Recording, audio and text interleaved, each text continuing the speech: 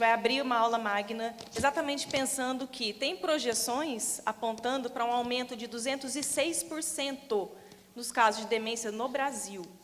Então, a gente vai começar a entender muito bem o que é o Alzheimer nessa primeira aula magna. Eu vou convidar a doutora Sônia Bruck, ela é professora livre-docente em Neurologia pela Faculdade de Medicina da USP, responsável pelo grupo de Neurologia Cognitiva e do Comportamento do Hospital das Clínicas da Faculdade da USP e do Ambulatório de Neurologia Cognitiva do Hospital Santa Marcelina. Muito obrigada, doutora Sônia. Quem mais vem, Moraes?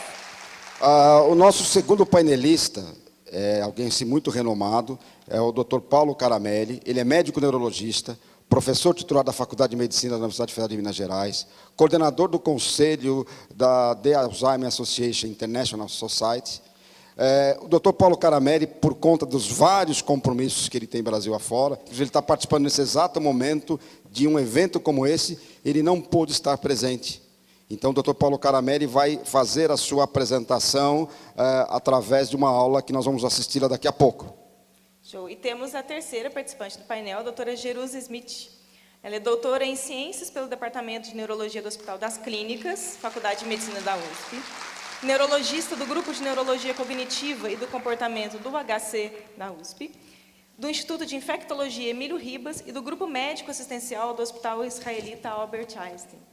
Muito obrigada, doutora Jerusa. São personalidades incríveis que a gente vai aprender bastante hoje. Esse painel, vocês que estão aqui e vocês que estão em casa, é um painel que vocês devem gravar muito, porque ele vai dar referência para que nós possamos entender o que é que tem acontecido com a demência, com o Alzheimer, mundo afora, de forma científica. Eu já participei de outros painéis, a doutora Jerusa está conosco desde o início, e a doutora Sônia também, desde o primeiro evento. Elas são as nossas madrinhas. E o nível de competência, o nível de informação que a gente vai absorver nesses 25 minutos, a gente ficaria pelo menos uns 2 anos e meio num curso de pós-graduação. Então, aproveitem muito. Doutora Sônia, doutora Jerusa, muito obrigado. E com vocês agora. Alô? Bom.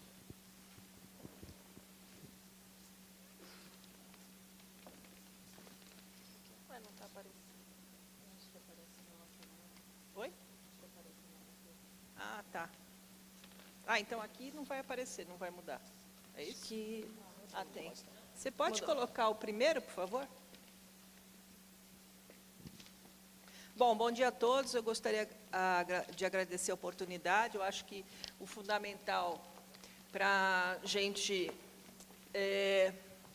lidar com a prevenção, o conhecimento, é justamente ter eventos como esse que o Moraes tem feito há algum tempo, já desde 2019.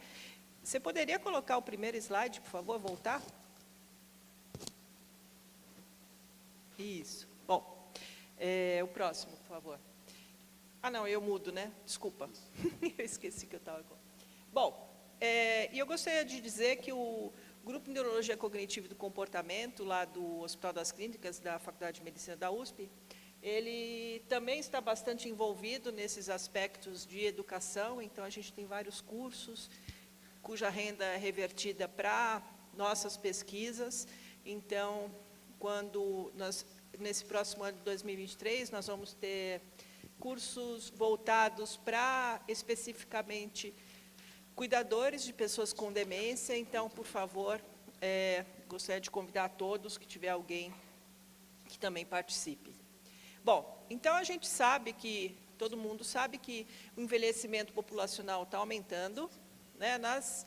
Nos países de baixa renda, e principalmente no Brasil, a gente vai ter um aumento muito grande de pessoas acima de 60 anos, como vocês podem ver, e em 2050, relativamente ao mundo, a gente vai ter uma proporção muito maior do que a proporção global, conforme a gente pode ver nesse slide. E a gente tem fatores não modificáveis, que é a idade, a história familiar, a hereditariedade, né, que a gente não consegue mudar, porque a doença de Alzheimer e as outras demências, elas aumentam com o envelhecimento. Agora, felizmente, a gente tem vários fatores modificáveis, né? Então, como a hipertensão, o diabetes e outros, que a doutora Jerusa vai comentar na aula.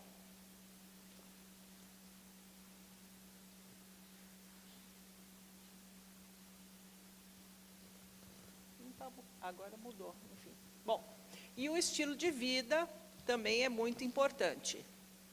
Outros fatores também são bastante importantes, por exemplo, você não viver sozinho, diminuir o neuroticismo, então ficar excessivamente preocupado com as coisas da vida, né?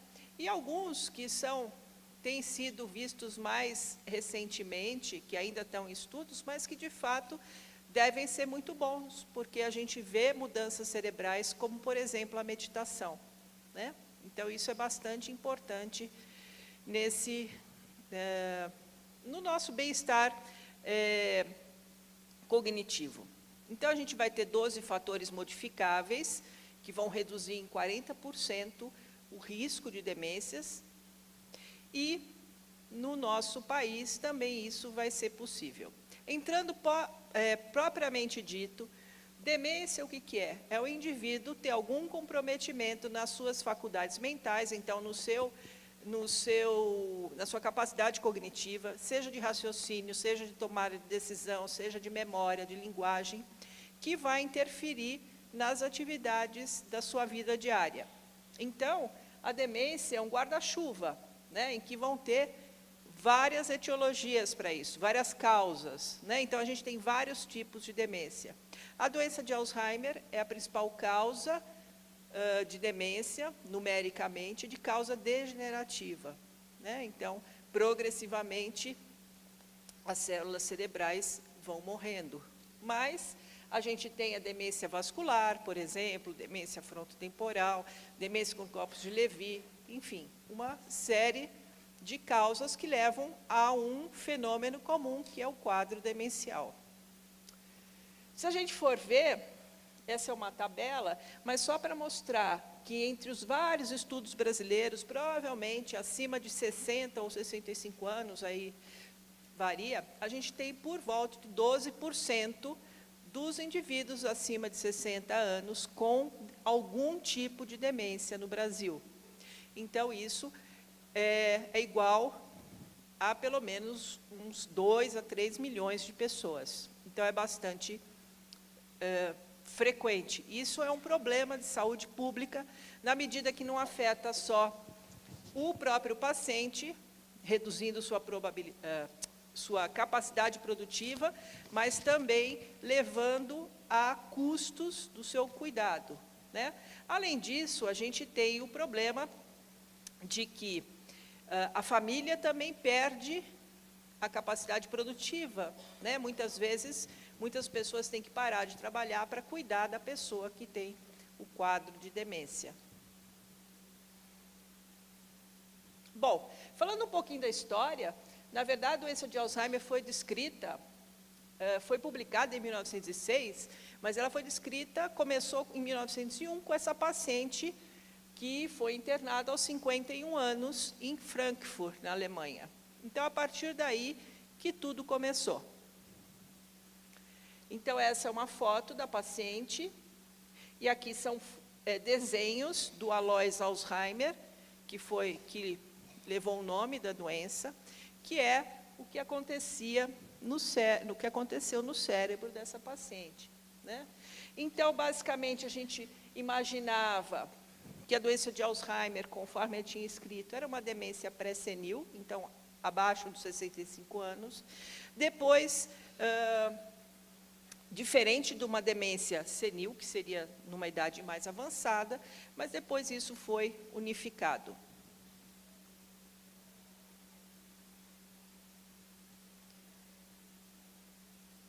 Eu não estou entendendo para onde que eu aponto para mudar.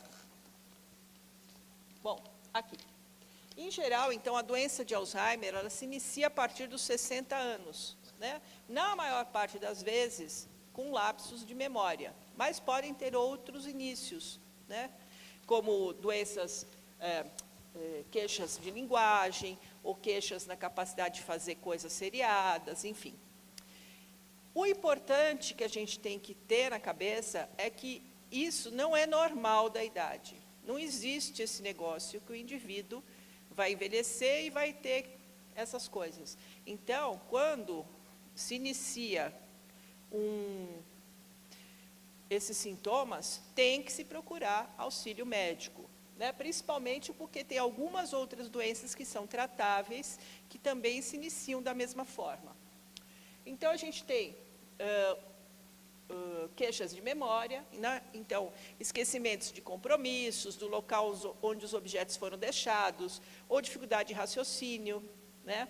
Então, controlar finanças, controlar contas bancárias, né? Prosseguir na leitura de um livro onde que você tinha parado antes, ou dificuldades de linguagem.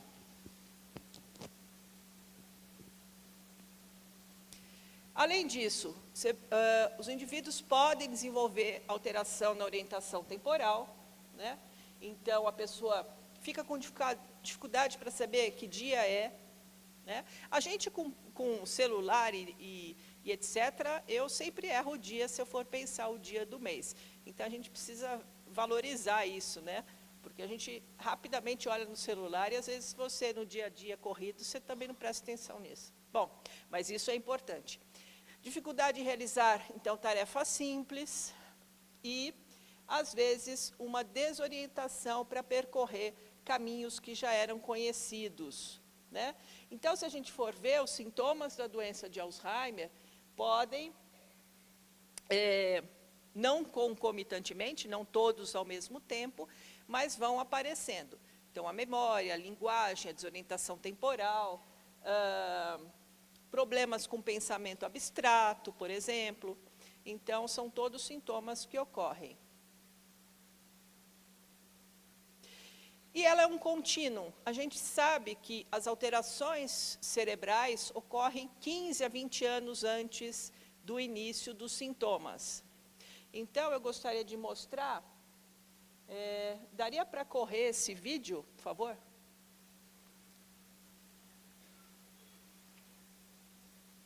Isso. Aqui a gente está vendo os neurônios com as suas conexões. Então, uma célula vai se conectar a outra dentro do cérebro.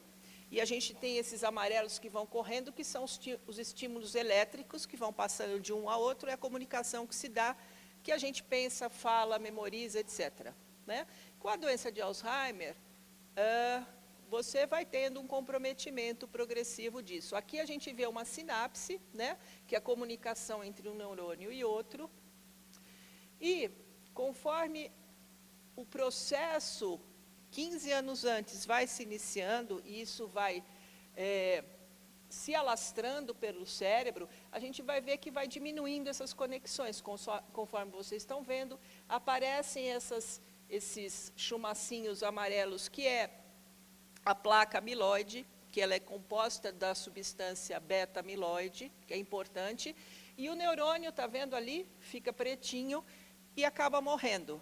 Então, que também é um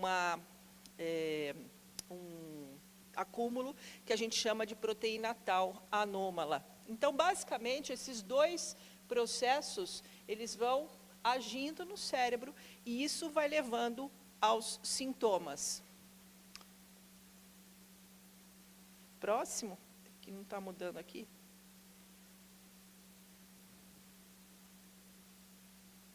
Não, o outro slide, por favor. Ele está rodando, aí. Então, aqui só para mostrar que, do lado esquerdo, a gente vai tendo o início, e conforme vai ficando colorido o cérebro, de um lado é o amiloide, do outro é o tau, ele vai se espalhando pelo cérebro. Tá certo? Então, só para ter uma ideia do porquê que a gente vai tendo um acúmulo de sintomas ao longo da doença.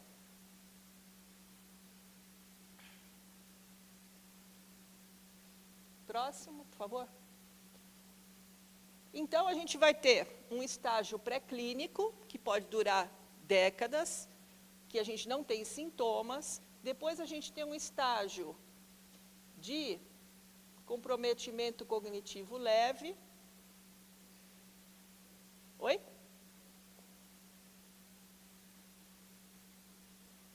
Bom, e até chegar à demência.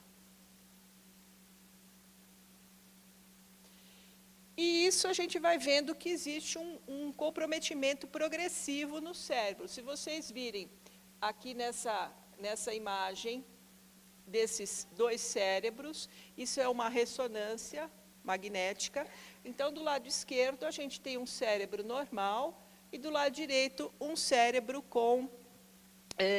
de um paciente com doença de Alzheimer. Então, a gente vê que tem um encolhimento do cérebro secundário a esses distúrbios. E de uma das regiões importantes é justamente essa região do hipocampo, que está mostrado aqui, e que veio do nome do cavalo marinho, que em grego se chama hipocampo, que tem aquela voltinha ali no rabinho. Isso é uma curiosidade apenas. Bom, então a gente vai rapidamente passar que a gente tem queixas de memória, que é muito frequente na população em geral, tem estudos de até 60%, 70%. Aqui no Brasil, só um exemplo, aqui nessa região amazônica,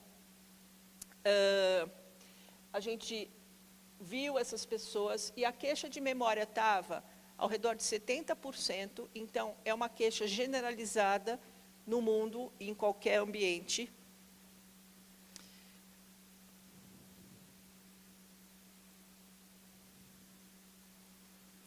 E essa queixa pode ser o declínio cognitivo subjetivo. Então, eu percebo que eu não sou mais a mesma pessoa, em termos de memória, ou em termos na minha capacidade de raciocínio, né? Mas se eu vou e faço avaliação, ela é objetiva, com vários testes e tal, eu sou absolutamente normal. Então, isso é o que a gente chama de declínio cognitivo subjetivo. E que, às vezes, está associado ao aumento na frequência em que a pessoa possa desenvolver doença de Alzheimer. Um outro conceito que a gente tem é o comprometimento cognitivo leve, em que você tem a queixa de memória ou a queixa de qualquer disfunção cognitiva, uma dificuldade de fazer a contabilidade do imposto de renda, vamos supor. Mas eu faço o teste cognitivo e eu observo que realmente eu tenho um declínio. Só que no dia a dia eu sou completamente normal. Tá? Então tem esses... E depois a gente vai ter a fase já do comprometimento cognitivo da demência. Então, qual a vantagem do diagnóstico precoce? É que eu posso me programar do que eu quero fazer na minha vida, certo? Eu posso tratar condições que sejam reversíveis, então eu posso ter isso e ser secundário a um problema de tireoide. Eu posso ter isso e ser secundário a um problema de hipovitaminose, um déficit de vitamina B12, por exemplo, né? Ou eu tenho um problema pulmonar que eu não trato direito e isso está afetando. Então, por isso que é importante fazer o diagnóstico precoce. Você pode fazer o treino cognitivo, você pode mudar o estilo de vida, né? Se alimentando melhor, etc. Você pode participar de estudos clínicos de doenças de medicações que vão agir antes do indivíduo desenvolver demência, ou você pode determinar o que você quer para a sua vida, né?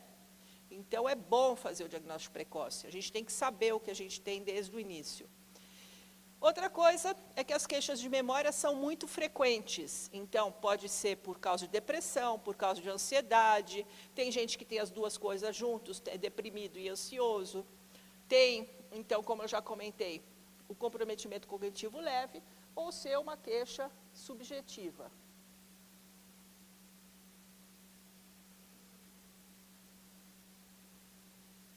E na consulta, o que a gente faz? Eu já estou me encaminhando para o final. A gente, normalmente, o que nós médicos fazemos na consulta? A gente vê a história do indivíduo, ver como essas queixas estão interferindo na vida, né? Se o indivíduo usa medicações por outra causa, por outra doença que afeta o seu desempenho cognitivo, então a gente tem várias medicações que podem afetar, né?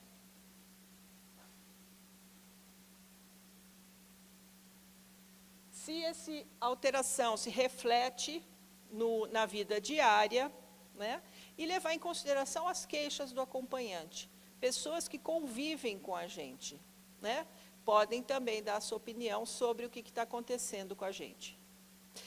Basicamente, depois, a gente faz a avaliação clínica, né? O exame clínico, o exame neurológico, testes cognitivos, faz alguns exames também, a gente tem medidas de medir as atividades do indivíduo, se estão adequadas ou não.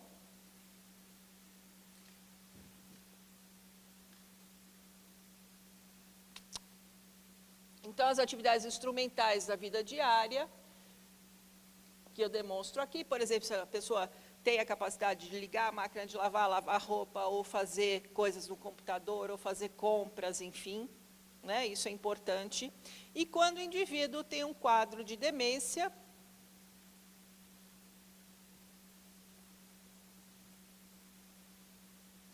por exemplo, quando o computador comanda quando você vai mudar o seu slide,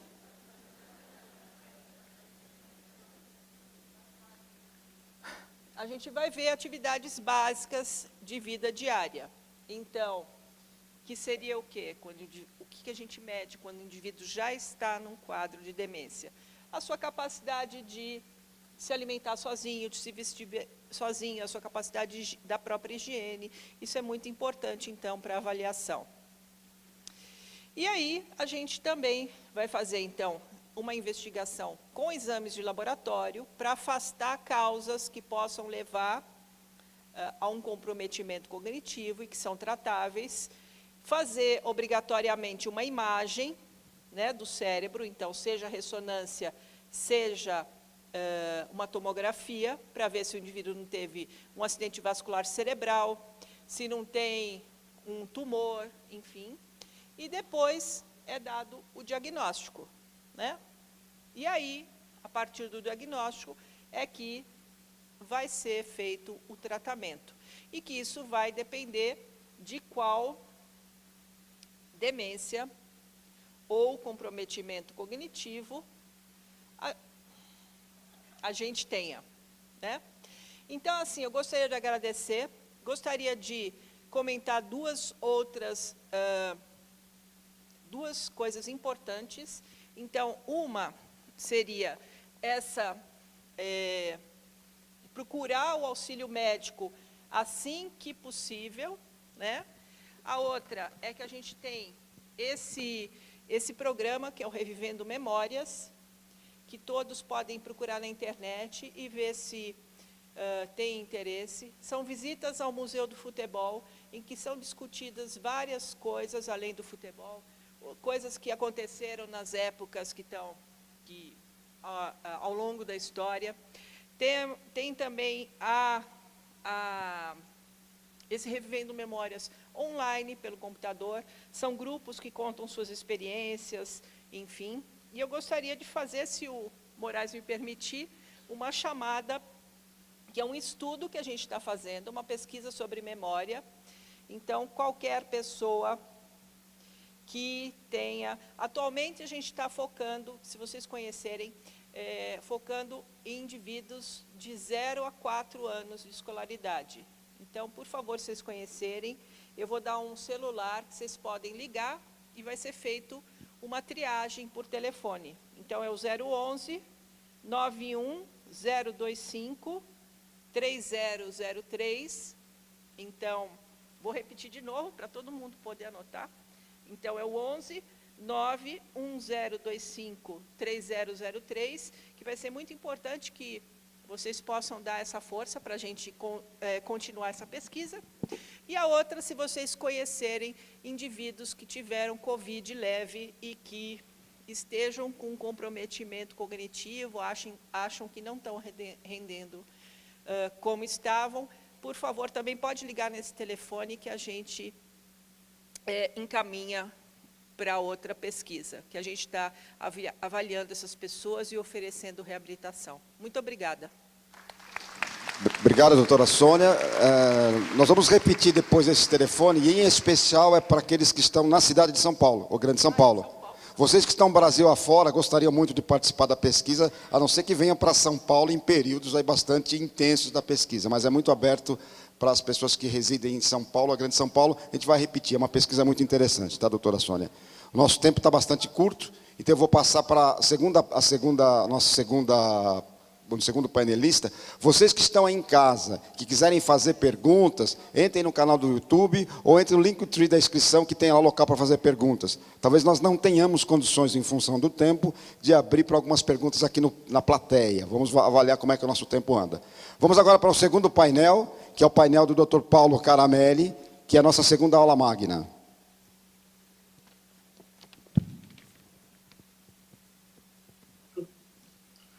Olá, meu nome é Paulo Caramelli, sou professor de Neurologia da Faculdade de Medicina da UFMG em Belo Horizonte, Minas Gerais. Gostaria de agradecer à comissão organizadora desse evento, Despertando a Sociedade para a Saúde do Cérebro, pelo convite para falar a respeito de doença de Alzheimer, perspectivas e avanços em pesquisa. Eu dividi a minha apresentação em duas partes. Inicialmente falarei sobre o diagnóstico da doença de Alzheimer, discorrendo um pouco a respeito da evolução do diagnóstico, que passou de um diagnóstico eminentemente clínico para um diagnóstico clínico-biológico, e para isso falarei a respeito de biomarcadores da doença, e na segunda parte a respeito de tratamento, novas medicações e também da prevenção de demência. O diagnóstico de doença de Alzheimer ele vem passando por uma evolução grande nas últimas décadas, passando de um conceito clínico patológico para um evento ou para um conceito biológico. Em 1984 foram publicados os primeiros critérios diagnósticos para a doença de Alzheimer, que era fundamentalmente definida como uma forma de demência. Então essa era uma definição clínico-patológica.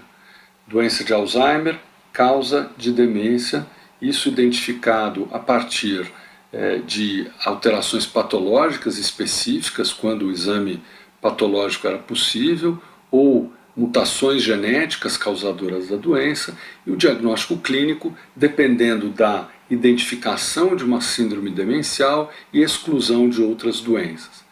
Esse diagnóstico, então, era um diagnóstico até certo ponto frágil, principalmente para o diagnóstico clínico, sem nenhum tipo de apoio patológico específico. Em 2011, houve um avanço na definição e nos critérios diagnósticos da doença, que passaram a incorporar na doença de Alzheimer também a fase do comprometimento cognitivo leve. Então, incorporando o conceito de que é uma doença de longa evolução.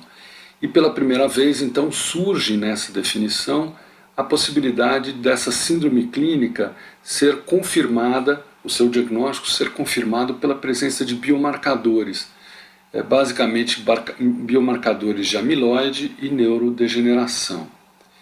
E em 2018, houve a publicação dos chamados critérios diagnósticos para finalidade de pesquisa, portanto, critérios que ainda são recomendados de serem utilizados em estudos, em investigação e não na clínica, mas pela primeira vez a doença de Alzheimer surge como uma entidade biológica independente do quadro clínico. Portanto, é possível, para a finalidade de pesquisa, você identificar e diagnosticar doença de Alzheimer no indivíduo assintomático, desde que ele apresente biomarcadores positivos para a doença. Biomarcadores identificando as proteínas amiloide e tal que caracterizam a doença. E o quadro clínico, então, ele é avaliado de forma independente, como se fosse um outro eixo. O eixo biológico, representado pelos biomarcadores, e o quadro clínico independente, que pode ir desde uma fase assintomática, passando por uma fase de declínio cognitivo subjetivo, comprometimento cognitivo leve e demência. Esse conceito biológico e clínico, ele tenta espelhar o que se sabe hoje do ponto de vista de evolução do processo degenerativo que caracteriza a doença de Alzheimer.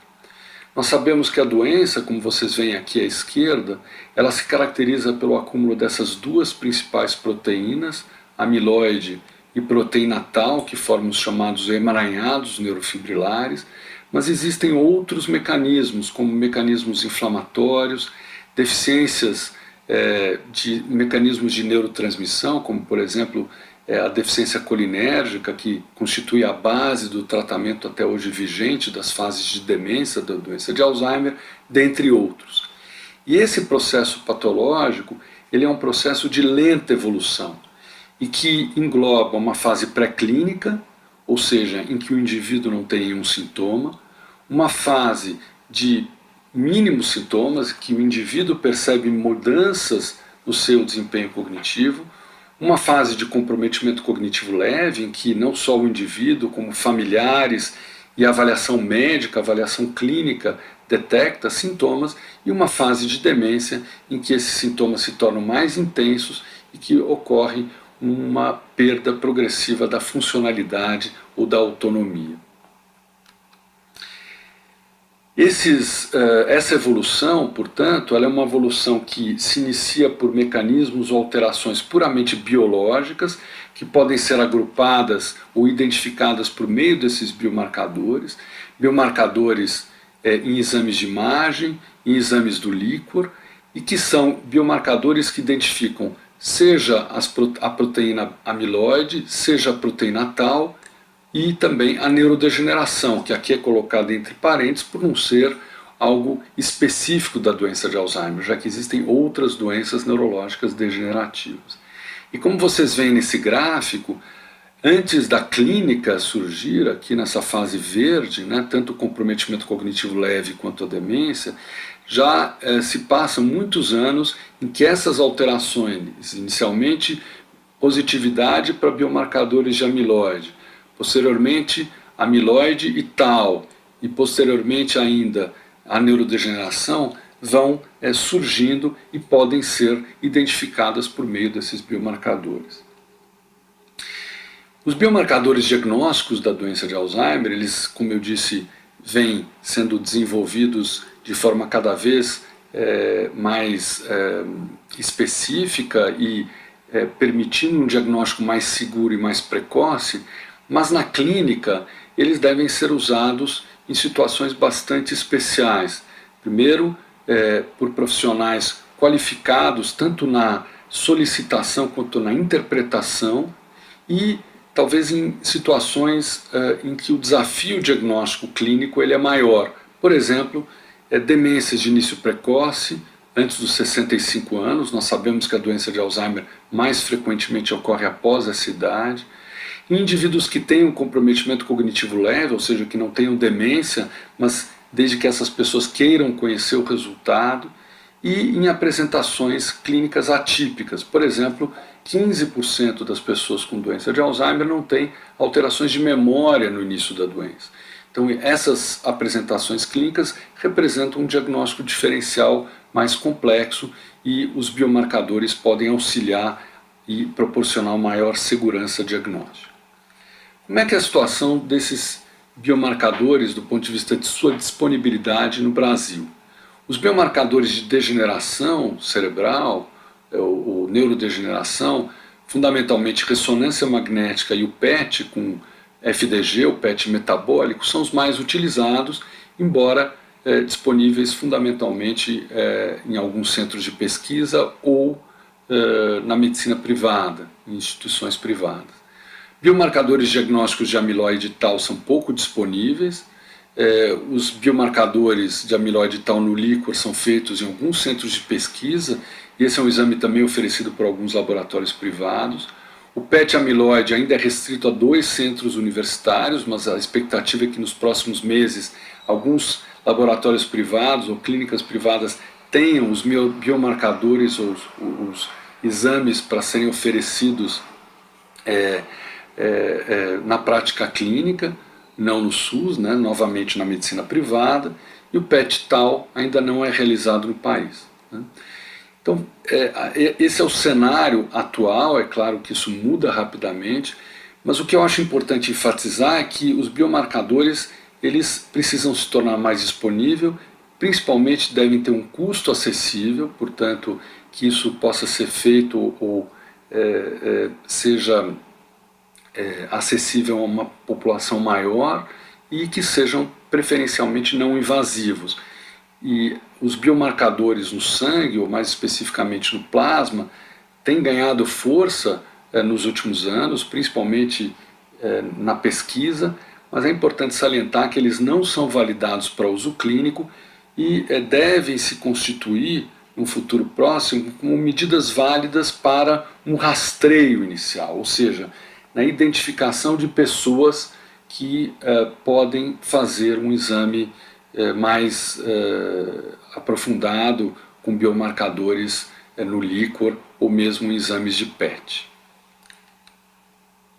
Em relação ao tratamento da doença de Alzheimer, nas últimas décadas nós vimos experimentando um aumento crescente dos alvos terapêuticos que vêm sendo objeto de estudos para novas medicações.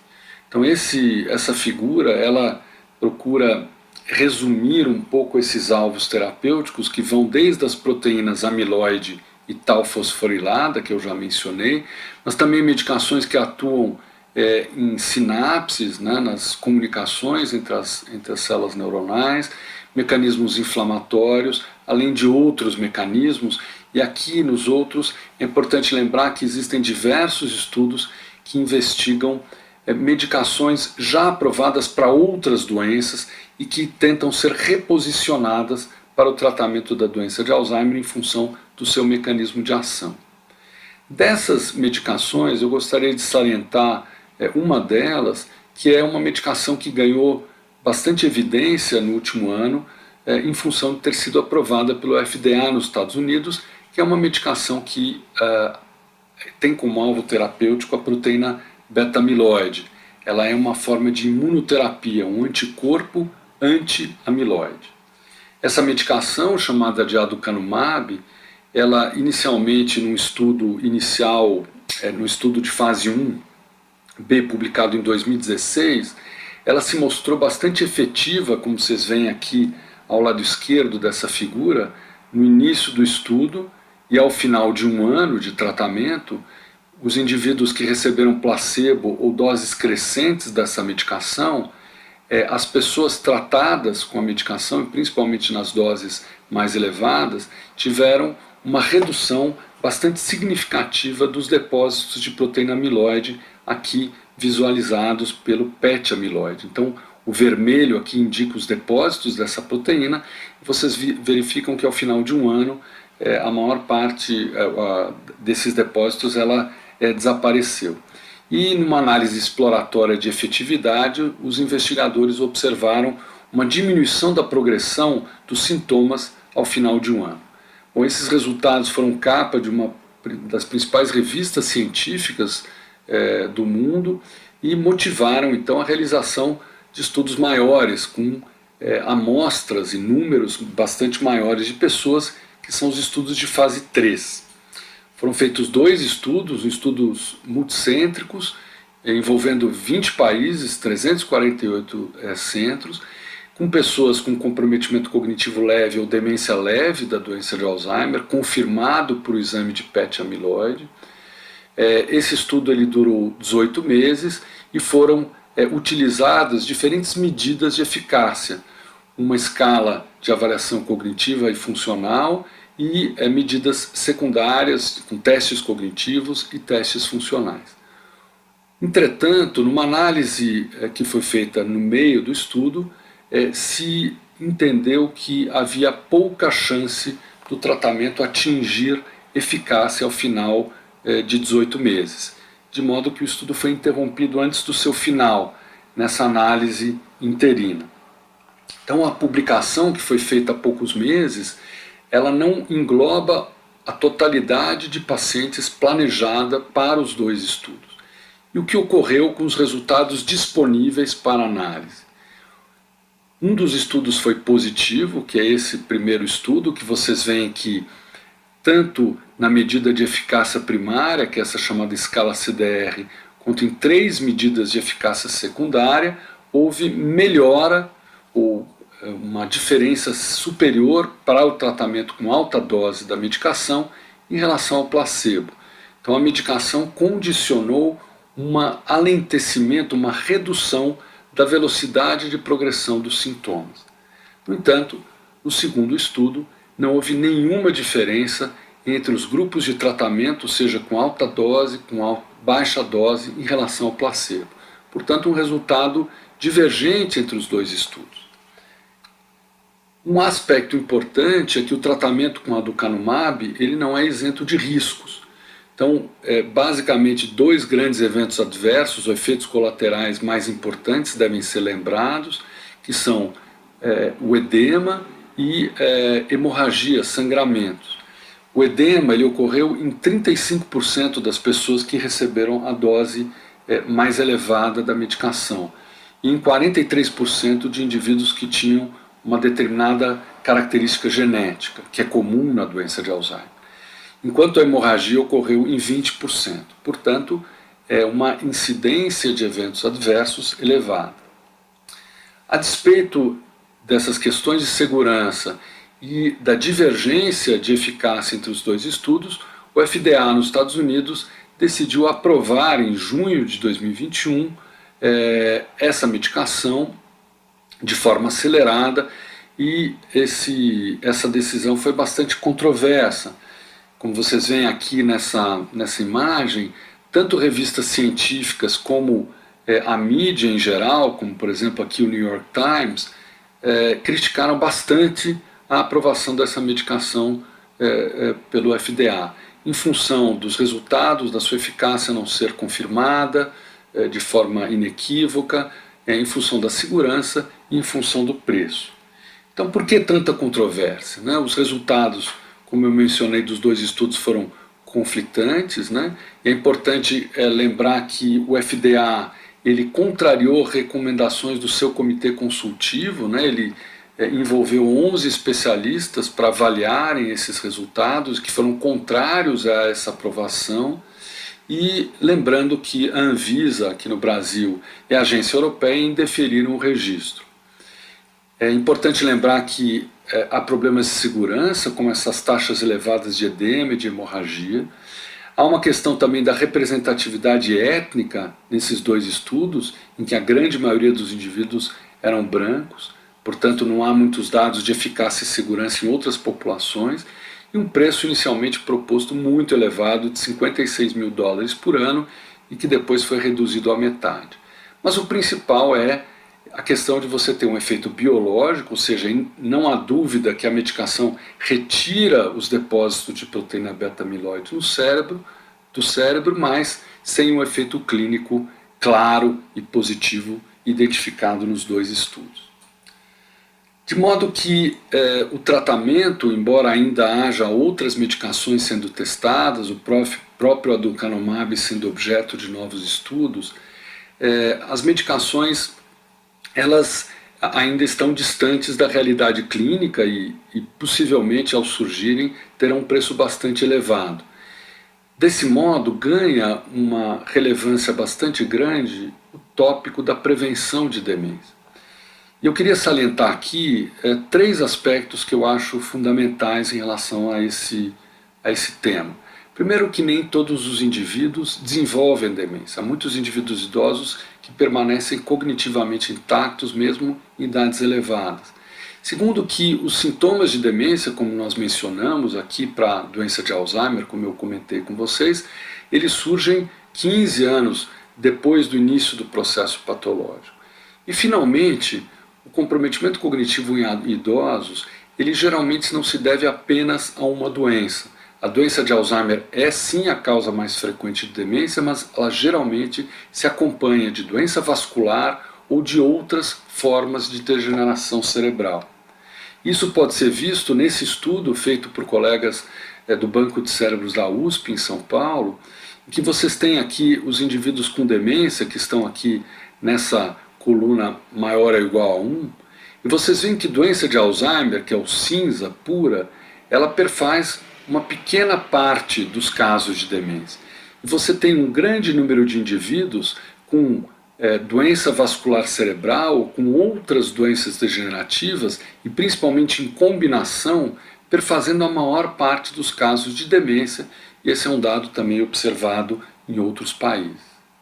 De modo que a demência hoje deve ser entendida como um problema multifatorial e com múltiplas etiologias, e é passível de ser prevenida uma vez que fatores modificáveis são identificados sobre os quais nós podemos agir. Essa comissão inglesa identificou um conjunto de 12 fatores que ao longo da vida aumentam o risco do indivíduo ter demência, desde a baixa educação no início da vida, até a perda auditiva, ou a hipertensão, ou abuso de álcool e a obesidade no meio da vida, e finalmente o diabetes, a depressão, o isolamento social, como exemplo de fatores de risco modificáveis no final da vida ou nos indivíduos idosos. E esses fatores, uma vez sendo modificados, permitiriam em conjunto reduzir o risco de demência em 40%, o que é muito. E esses fatores valem não apenas para a doença de Alzheimer, mas também para outras causas de demência, incluindo as formas de demência vascular. Isso vem sendo objeto de vários estudos, como esse estudo finlandês, que é um estudo que testou uma intervenção sobre múltiplos domínios, com dieta, então orientação nutricional e um acompanhamento nutricional, exercício físico, treino cognitivo e um controle rigoroso de fatores de risco vascular em pessoas com risco aumentado de demência com idades entre 60 e 77 anos. E se observou que a intervenção teve uma melhora, os indivíduos submetidos a essa intervenção tiveram um desempenho cognitivo melhor ao final do estudo do que os indivíduos do grupo controle. Isso motivou então a realização desse estudo chamado FINGERS em várias regiões do mundo, incluindo a América Latina e com também a participação do Brasil. Então, em conclusão, o conceito de doença de Alzheimer vem sofrendo modificações clínicas, o conceito clínico versus biológico, a partir de estudos com biomarcadores diagnósticos. Embora mais restritos à pesquisa, esses métodos vêm sendo incorporados na prática clínica em contextos clínicos específicos, dependendo, obviamente, de sua disponibilidade, custo e acurácia diagnóstica. Lembro que a última medicação para uso clínico da doença de Alzheimer foi aprovada há 19 anos e o tratamento atual, hoje disponível, é aprovado para a fase de demência de natureza sintomática. Inúmeras medicações vêm sendo testadas, diferentes alvos terapêuticos, sobretudo amiloide e tal, e nas fases iniciais da doença, mas ainda sem resultados claramente positivos. E nesse cenário é que as intervenções não farmacológicas sobre múltiplos domínios, elas ganham relevância para a prevenção da demência e com um potencial muito grande de aplicação na atenção primária. Eu agradeço a atenção de vocês e novamente o convite para participar desse evento. Muito obrigado.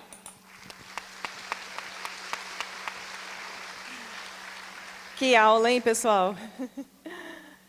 Muito conteúdo. Dr. Paulo, ele é referência não só Brasil, mas mundial. Então, esses são os dados mais novos que temos disponíveis hoje. E aqui no palco, o nosso evento Despertando o Cérebro. E a próxima painelista, a doutora Jerusa. Fique à vontade, doutora. Então, bom dia. Obrigada pelo convite. Então, eu vou encerrar esse painel falando sobre a prevenção das demências e da doença de Alzheimer. Deixa eu ficar aqui e tentar mexer melhor. Muito bem. Então, vamos falar sobre a prevenção da doença de Alzheimer. Vocês vão ver que algumas figuras se repetem, e as figuras se repetem porque elas são muito importantes mesmo no tema que nós vamos falar, né? E qual a importância, por que nós estamos aqui pelo 4º ano consecutivo, eu queria agradecer o convite, Moraes, esqueci de agradecer, para falar sobre a importância das demências da doença de Alzheimer, né? Porque nós sabemos que a doença de Alzheimer tem ganhado uma importância ao longo e as outras demências ao longo dos anos muito grande, porque nós temos aumento da prevalência de indivíduos com demência e doença de Alzheimer, muito atrelado ao envelhecimento da população. E, além disso, eu queria que vocês vissem nessa tabela que as demências são responsáveis pela 7ª causa de morte no mundo, né? E qual é a maior importância, além de ver que as demências são responsáveis pela 7ª causa de morte? Isso aumentou 180%, ficou pequenininho, mas há um aumento nos últimos anos da importância da demência como causa de morte. Ao passo que o câncer, por exemplo, diminuiu, a AIDS diminuiu, e a demência tem sido uma causa de morte crescente na sociedade. Opa, agora fui rápida demais. Especialmente nos países em desenvolvimento. A gente olha essa tarja vermelha, mostra os países em desenvolvimento e o aumento de causas de demência que a gente vai ter que lidar até 2050. E embaixo, em azul, os países de alto nível socioeconômico. Então, o aumento ele é mundial e concentrado nos países em desenvolvimento, como é o Brasil.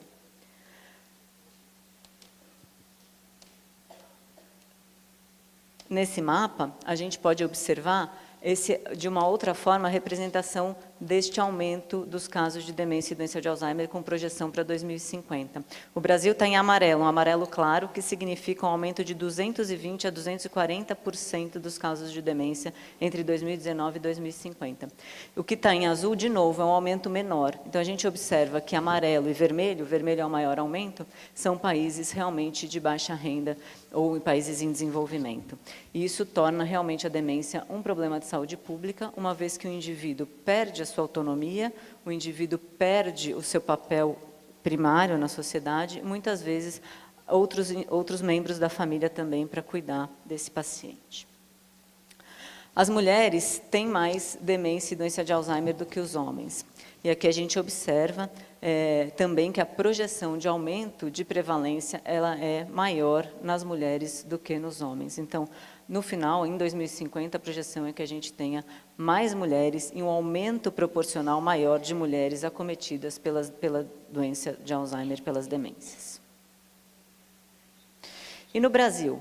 A gente sabe que a expectativa é que a gente vai ter 6 milhões de pessoas em 2050 no Brasil com algum tipo de demência. Então, seremos muitos brasileiros acometidos pela doença. O gasto que se tem em demência é um gasto muito importante, né? Então, é uma doença que tem gastos diretos e gastos indiretos associados a toda a família, toda a comunidade que aquele paciente que vive com demência está inserido, são gastos muito altos. E a nossa população tem, em especial, uma expectativa de aumento da população idosa até 2050, e a faixa de indivíduos que mais vai aumentar proporcionalmente são de indivíduos com 80 anos ou mais. É possível que a Covid, especialmente aqui, onde a gente teve uma mal condução da pandemia, tenha impactado a faixa etária, né, dos indivíduos. Já saiu um dado norte-americano que diminuiu a expectativa de vida associada à Covid. Eu não sei se a gente já tem dados brasileiros, mas é possível que isso mude um pouquinho depois da Covid. Muito bem, por que falar em estratégia de prevenção? Como bem disse o professor Paulo Caramelli, o tratamento para demência disponível no nosso meio, ele é igual desde 2003. Então, a gente usa, em fases leve, moderada e grave da doença, uma classe de remédios que chama inibidores da acetilcolinesterase, que tem disponível amplamente no SUS, e na fase moderada e grave a gente usa uma medicação que se chama memantina, que também é fornecida pelo SUS para os pacientes com doença de Alzheimer. Esse é o tratamento que nós temos atualmente, hoje em dia, que é o tratamento que é feito no mundo todo. Falar de estratégia de prevenção, porque cada vez mais fica claro que se a gente conseguir retardar o surgimento da demência, especialmente no contexto social, claro que no contexto individual, se o indivíduo puder não ter demência, ou ter demência mais tardiamente na vida, ganhar anos de autonomia é importante, mas para a sociedade também é muito importante se a gente conseguir diminuir os casos associados à demência na sociedade. Como bem disse a professora Sônia, nós temos um contínuo. Quando o indivíduo ele começa a ter o quadro demencial, que é caracterizado pela perda de autonomia, muitas vezes ele já passou por 2 estágios anteriores. Um estágio em que ele já tinha queixa, ele já tinha o declínio cognitivo, mas ele não tinha a perda de autonomia das suas atividades, que a gente chama de comprometimento cognitivo leve, e um estágio ainda anterior, que é chamado de declínio cognitivo subjetivo, que o indivíduo percebe a sua dificuldade, mas quando a gente testa objetivamente o indivíduo, ele está normal para o esperado, para a sua idade, para a sua escolaridade. Tudo que nós formos falar de prevenção de demência hoje, a gente não tem como curar demência e nem como, adotando todas as estratégias de prevenção, um indivíduo pode ter demência.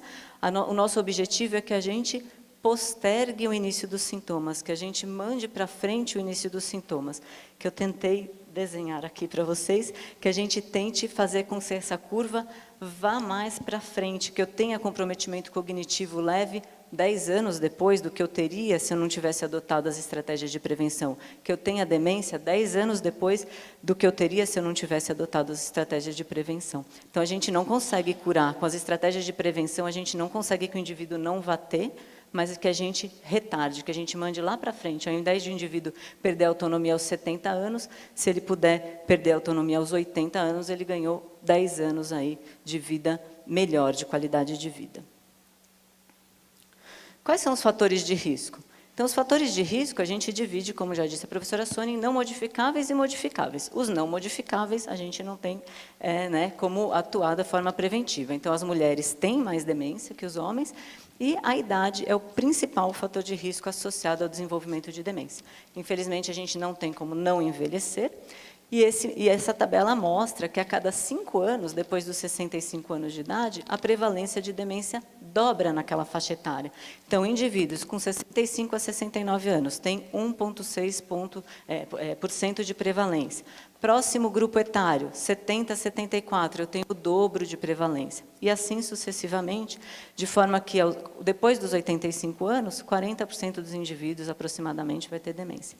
Então, o envelhecimento, apesar de toda a pesquisa envolvida, todo o dinheiro envolvido na pesquisa de demências, o envelhecimento é o principal fator de risco que a gente sabe até hoje. De novo, as mulheres têm mais chance de ter as demências, a doença de Alzheimer especialmente. A gente vê aqui, essa curva mostra a chance, o risco acumulado de ter. As mulheres têm mais risco, além de sermos mais numericamente nosso grupo maior na população, e além de termos uma expectativa de vida maior. Isso faz com que, absolutamente, o número de mulheres com demência seja maior, além do risco individual. E os fatores de risco modificáveis, que é o que a gente tem para realmente, efetivamente, interferir atualmente. Então, a baixa escolaridade é um fator de risco muito estudado. A gente sabe que indivíduos analfabetos têm maior chance de ter demência. E isso é uma questão de saúde pública muito importante. Então, se a gente pensar em educação para a criança, educação para jovens, educação para a população, desde a idade de pré-escolar, a gente sabe que lá no futuro a gente vai ter uma sociedade com menos indivíduos com demência. Os fatores de risco cardiovasculares. Hoje em dia a gente fala assim, tudo que você sabia 10 anos atrás que era bom para o coração, hoje a gente sabe que é bom para o cérebro também. Cuidar do diabetes, cuidar da pressão alta, cuidar do colesterol, parar de fumar, tabagismo é um fator de risco importante, não fazer abuso de bebida alcoólica, combater a obesidade, são fatores que são importantes para a gente combater também a prevalência de demência. Cuidar da saúde mental, depressão, ansiedade, são fatores de risco para demência. E evitar trauma crânioencefálico, que também é um fator de risco importante e que a gente pode mudar. Quando a gente fala em prevenção, a gente pensa num conceito que se chama reserva cognitiva. Eu acho mais fácil da gente pensar a reserva cognitiva fazendo um paralelo com a reserva financeira.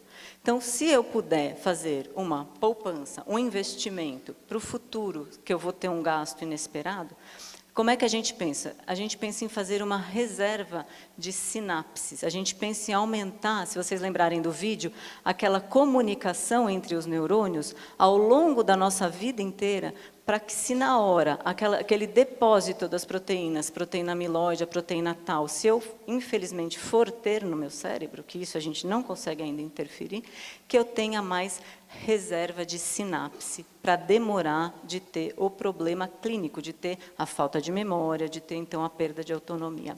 E vocês podem ver nessa figura que isso é importante desde os primeiros anos da nossa vida. A escolaridade, os nossos hábitos de vida, nossos hábitos de leitura, nosso hábito de vida alimentar, tudo isso ao longo da vida é importante. E eu gostaria de dizer também que, quanto antes a gente adotar medidas preventivas, certamente a gente vai ter mais chance de envelhecer melhor. Mas que mesmo que a gente adote essas medidas tardiamente no nosso ciclo de vida, nós teremos benefício também. Muito bem, os indivíduos que então conseguem fazer essa poupança de sinapses, essa reserva cognitiva, eles vão saber lidar melhor com a doença, eles vão conseguir lidar melhor com o processo patológico, com a agressão ao cérebro. Então, a gente observa que indivíduos que têm baixa reserva cognitiva, eles ultrapassam na linha do tempo antes o início do seu quadro de comprometimento cognitivo leve e do quadro de demência. Ao passo que, se eu aumento essa poupança de sinapses, essa reserva cognitiva, eu tenho uma maior capacidade de lidar com o processo patológico. Muito bem. Outros fatores protetores, então, em medidas de prevenção. Atividade física. Atividade física, se vocês puderem esquecer tudo o que eu falei hoje nessa aula, lembrem-se, quem é sedentário, de mudar esse hábito, atividade física. Esse hábito realmente parece ser muito importante para a gente prevenir a demência e a doença de Alzheimer. A escolaridade, então, de novo, lembrando de indivíduos com baixa escolaridade de maior risco, e atividade social e cognitiva, então manter o cérebro ativo e não isolar-se socialmente. A atividade física leva ao aumento de fator neurotrófico cerebral, aumento de possibilidades de eu aumentar aquela rede neuronal protetora, aumentando a reserva cognitiva. Também está associado à redução do risco cardiovascular. Se vocês lembrarem, o professor Caramelli mostrou que a gente tem muita chance de ter patologia vascular no cérebro das pessoas com demência, de agressão vascular, e a atividade física certamente reduz esse risco vascular. E ainda tem muitos dados mostrando que ela reduz também a formação daquelas proteínas, daquela proteína amiloide, que é uma das proteínas responsáveis pela doença de Alzheimer. As atividades de lazer também aumentam a reserva cognitiva, e é possível que elas também sejam um marcador associado a um estilo de vida saudável, né? Então, são hábitos que geralmente caminham juntos, atividade física, atividade intelectual, atividades de lazer, e que podem, então, retardar o processo patológico. Esse trabalho é bem antigo, é de 2003, mas foi o primeiro trabalho que apontou para o benefício, então, por exemplo, de jogos de carta, de leitura, de aprender a tocar um instrumento musical e atividades físicas como fatores protetores para a demência. Em relação à dieta, a gente sabe que a dieta do Mediterrâneo, que é rica em frutas, vegetais, peixe, azeite, ela é importante, ela tem uma chance maior de redução de incidência de demência ao longo da vida. E, em contrapartida, a gente estuda a dieta do Mediterrâneo, em contrapartida a uma dieta que a gente chama uma dieta ruim, que é rica em alimentos ultraprocessados, que está associada a uma maior chance de demência. Esse ano, no Congresso Mundial de Doença de Alzheimer, que foi agora em julho, teve um grande destaque, um estudo brasileiro feito na USP, que mostrou uma análise de 10 mil indivíduos, essa associação de alimentos ultraprocessados e maior chance de declínio cognitivo, de queda cognitiva. De novo, vocês já viram essa curva hoje, essa curva ela é muito importante, foi publicada em 2020, mostrando fatores associados de prevenção a uma possível redução aí em 40% de chance de demência do ponto de vista social. Então, a baixa escolaridade, a perda auditiva, o trauma crânioencefálico, hipertensão arterial, o abuso de álcool, a obesidade, tabagismo, depressão, isolamento social, sedentarismo, poluição do ar e diabetes. Então, são fatores de risco modificáveis e que potencialmente contribuem para 40% aí da chance. De novo, apontar para o exercício físico, ele está no centro, né, da intersecção dessas 3 áreas de aumento de reserva cognitiva, redução de inflamação cerebral e redução do dano cerebral, mostrando, sim, a importância, então, da atividade física aeróbica na prevenção de demência.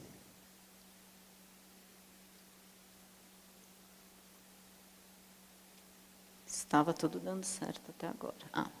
E parece, deixa eu só...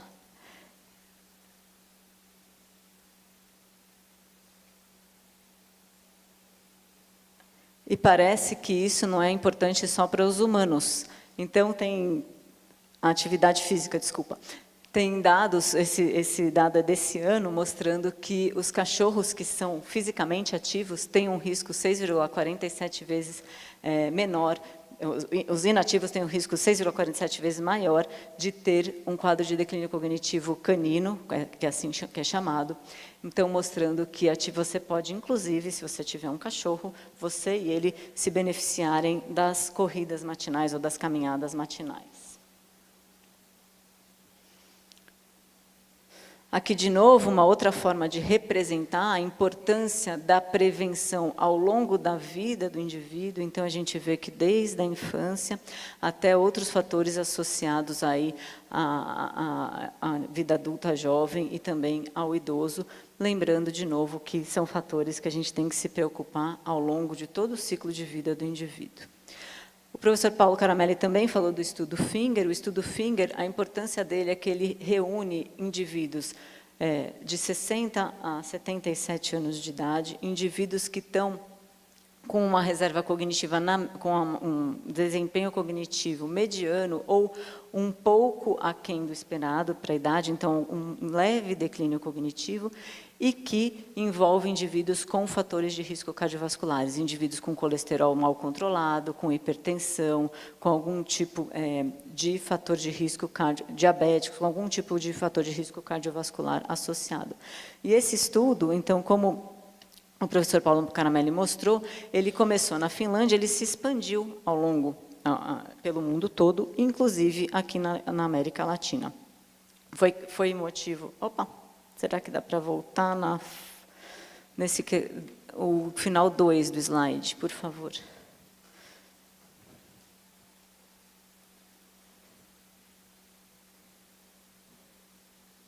Então, esse estudo foi motivo de um editorial da revista Lancet, que é uma das revistas mais importantes médicas do mundo, mostrando que seria iniciado, então, o braço latino-americano do estudo. Nós já iniciamos em alguns centros, no Hospital das Clínicas, nós já recrutamos, nós entrevistamos vários indivíduos que se candidataram a participar.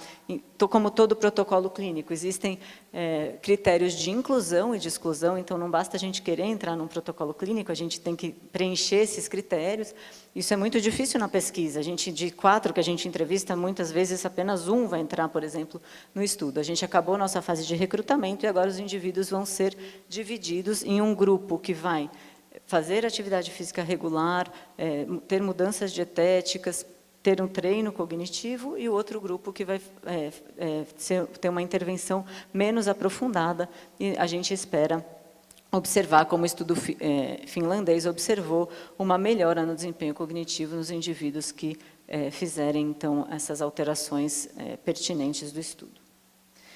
Em relação ao impacto social da prevenção no Brasil, esse trabalho é um trabalho muito importante, que mostra que cerca de 1/3, 32% dos casos de demência no Brasil são atribuíveis a 7 fatores de risco modificáveis: demência, pressão alta, obesidade na vida adulta, inatividade física, depressão, tabagismo e baixa escolaridade. E o importante desse estudo é que a projeção que é feita é que, se a gente, daqui até 2050, conseguir reduzir em 10% cada um desses fatores, a prevenção na sociedade, a gente vai ter um impacto na redução de prevalência de demência. E se vocês observarem, se a gente tiver uma redução de 20% desses fatores de risco por década, daqui até 2050, a gente vai ter, então, uma redução de número de casos de demência perto de 20%. Então, do ponto de vista individual, é importante a gente pensar em prevenção de demência, e do ponto de vista de sociedade, é essencial que a gente pense na prevenção de demência. De novo, nunca é tarde para começar. Se a gente está preocupado, se você é sedentário, comece a fazer atividade física, adote hábitos de vida mais saudáveis, que você vai ter daqui para frente uma menor chance de ter demência. Mantenha-se ativo, cheque sua audição. Se você tem uma perda auditiva, se for passível de correção, corrija a perda auditiva. Mantenha-se conectado socialmente, não se isole. Evite traumas na cabeça, né? Evite bater a cabeça, evite atividades de risco para isso. Desafie seu cérebro, tenha atividades novas, aprenda a tocar um instrumento musical, faça um curso de algum assunto que você goste, faça um curso de um idioma, por exemplo. Desafie seu cérebro, proponha novas atividades para o seu cérebro.